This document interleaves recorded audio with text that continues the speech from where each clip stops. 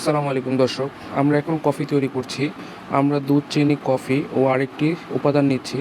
ওই 4টি উপাদান দিয়ে কফিটা খুব সুন্দরভাবে তৈরি করা যায়। তো এই 4টি উপাদানের সাথে আমরা 1 জগ পানি নিয়ে নেব এবং পানি নিয়ে সম্পূর্ণভাবে নেড়ে নেব যেন কফিটা খুব ভালোভাবে মিক্স হয়।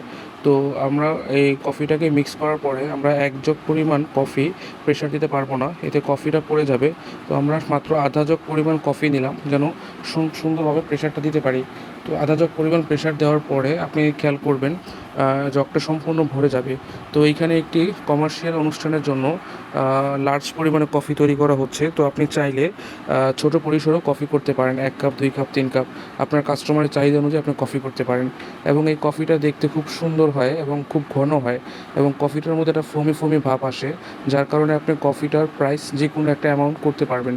তো বাজারে নর্মাল কফি এবং এই কফির মধ্যে খুব স্বাদ এবং দেখতে খুব একটা পার্থক্য কাজ করে, যেটা অন্যান্য মেশিনের এই কফিটা হবে না। তো দর্শক দেখুন, আমাদের কফিটা হয়ে গেল। এখানে আধা জগ পরিমাণ কফি ছিল, এখন 1 জগ হয়ে গেল। তো এই কফি দিয়ে আপনি খুব সুন্দরভাবে একটা মানে বড় একটা অ্যামাউন্টের মানুষকে আপনি সার্ভ করতে পারবেন। আসসালামু আলাইকুম।